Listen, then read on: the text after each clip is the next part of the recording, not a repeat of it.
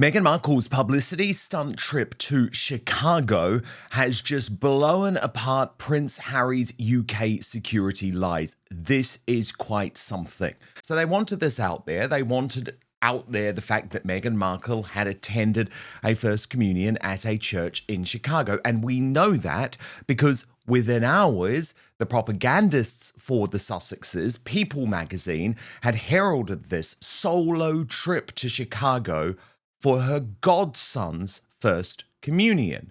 Natalie Martinez is a journalist, a TV reporter. She knows how this game works. She specifically pointed out that it was Meghan in the picture with her child. So, of course, this was all planned. But let's just remember, Prince Harry and Meghan Markle are claiming that they need guaranteed constant security protection from the British taxpayer because they are so under threat in the United Kingdom. And it is just impossible, given how famous they are and given their royal role, for them to travel around just like Meghan did. And Brittany, look, I want to be clear. I hope you don't take offense by me pointing out just how dangerous Chicago is. But my point here is that Meghan Markle got there seemingly without any security, without any publicity, because let's be honest, as I have been saying for months and months and months, no one cares. No one cares where she goes. No one cares where she is. There is no threat. She turned up, went into the pews like a normal human being, no issue. And that, Brittany, is in a very, very dangerous city. So unfortunately, while Meghan thinks that this briefing to People magazine makes her look cute and like one of us and very sort of low maintenance, something we know she isn't, by the way.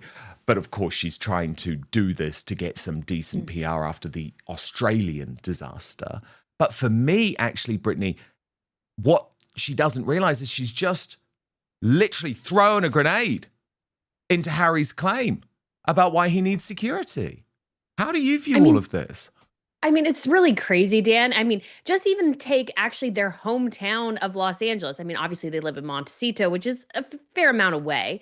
But last time I was in LA, I was almost mugged. And so, like, the cities that they go to, the countries that they go to have big security risks. And it's seemingly perfectly fine for them to go there. But heaven forbid they go to the UK. There's such a risk. And I have to say, too, Dan, there was actually a story that broke over the weekend that the two of the king's daughters in the Netherlands, there was a man arrested under potential threats that he was going to kill them or kidnap them.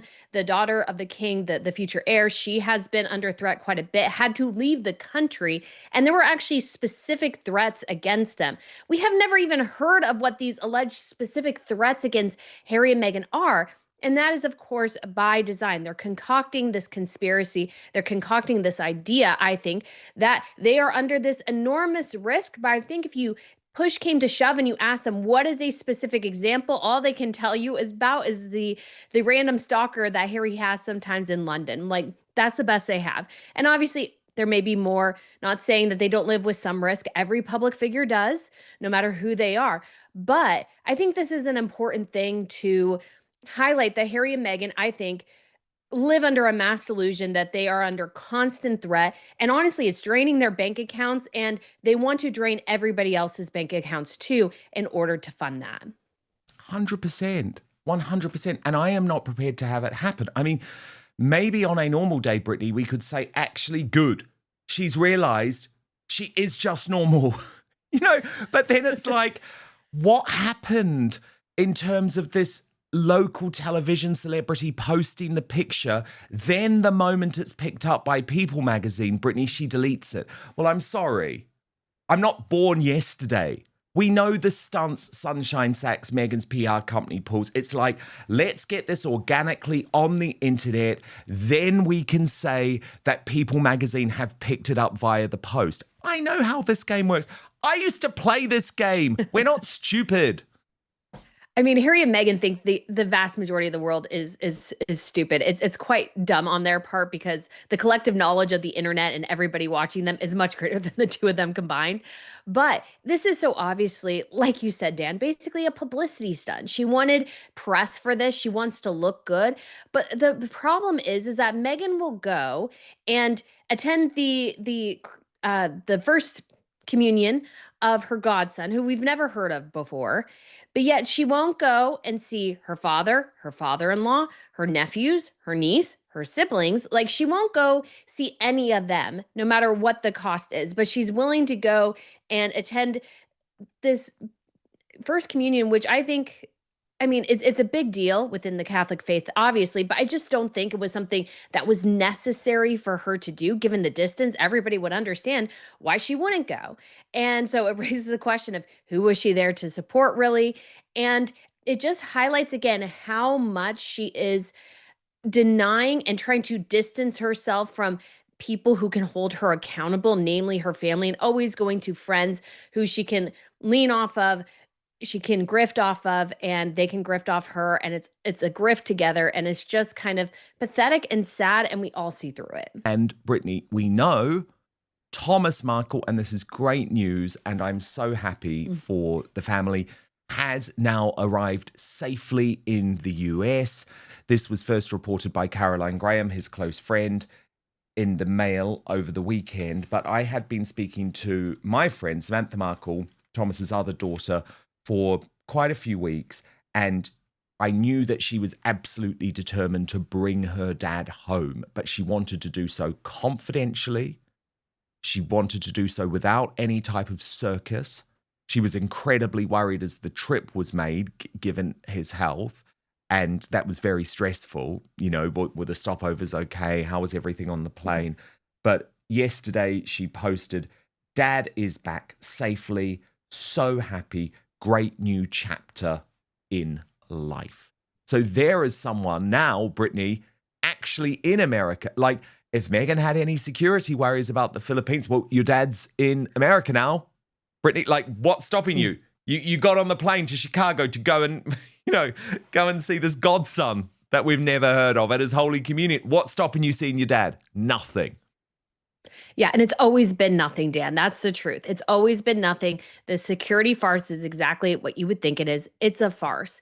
Meghan doesn't want to see people who she either no longer finds useful or people she thinks are not going to go along with the grift anymore. And the royals saw right through her most of the time. And once she could get out, she doesn't want to face them. She's a coward in many ways. She doesn't want to have people, especially when she's interacting with Harry, people who know the real Harry, the Harry before Meghan, and her seeing them interact. Like, she wants this control, and she wants to always be the victim. And so she has, I think, in many ways, concocted this whole, again, crazy scenario where they're under constant threat, so that she has this convenient out to actually see the people that she should. Because, again, they're willing to go to Mexico, they're willing to go to Nigeria, they're willing to go to Colombia, they're willing to go to all these dangerous places. But, I mean, London's pretty safe. I mean, there's dangerous parts of London, of course, but I have been to London more times than Meghan has in the last couple of years, and I've been mostly fine. Actually, the most dangerous experience I had was in Los Angeles in their backyard. And look, what we know, Brittany, is that Meghan is definitely looking for like good coverage at the moment, very good coverage. Because I just wanted to show you this post. Let me just come to it, actually. This seems to be from her Australian tour, Brittany. And it's from a podcast with Down syndrome creators, Sean Scales and Marley Furtado. And they have a channel called Get Down with Sean and Marley. And this was apparently taken at the Best Life retreat. And these two have previously, Brittany, recreated one of Meghan's Netflix recipes on their channel, which we're told she saw and liked. Now, look, that is potentially a sweet thing, given these two have Down syndrome. But again, Brittany, we're told she doesn't watch anything. We're told she's not all over social media. So yet again, maybe by doing something that would usually be viewed as sweet, unfortunately, it also exposes the lies that she continuously tells.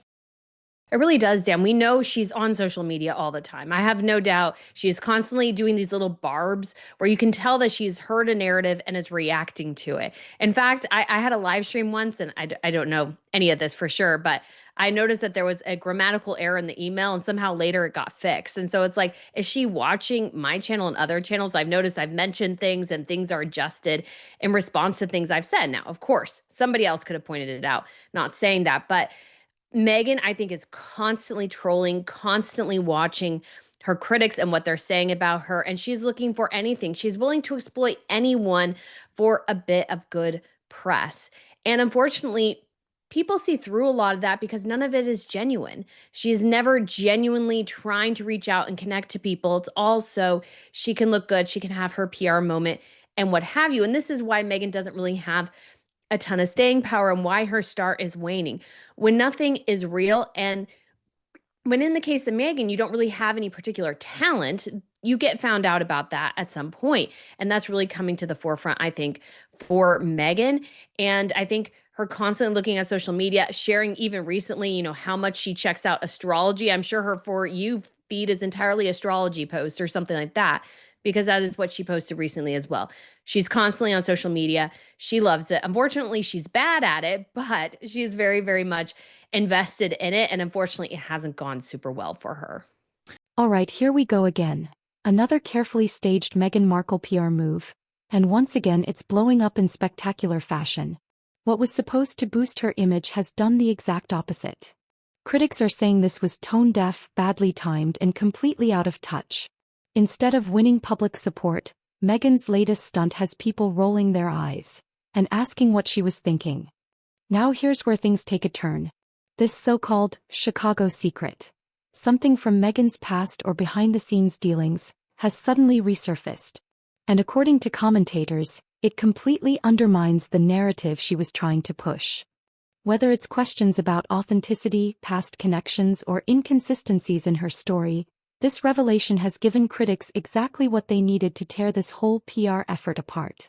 And let's not forget, Prince Harry is right in the middle of this. Because whatever Meghan does publicly, it reflects on him too. This wasn't just her plan, it was their strategy. Now, instead of strengthening their brand, it's raising fresh doubts about Harry's judgment and the couple's overall direction. Every failed PR move chips away at their credibility, and this one hit hard. Let's be honest, this isn't the first time something like this has happened. Big announcement, big expectations, and then backlash. Over and over again. At some point you have to ask, is this just bad luck? Or is there a deeper problem with how these moves are being planned and executed? So here's the bottom line. This latest PR stunt was supposed to reset the narrative. Instead, it's created a whole new wave of criticism. And with this Chicago secret now in the spotlight, the damage might be harder to control than ever. If this was meant to be a comeback, it's looking more like a setback. What do you think? Was this just another PR misstep or something more serious?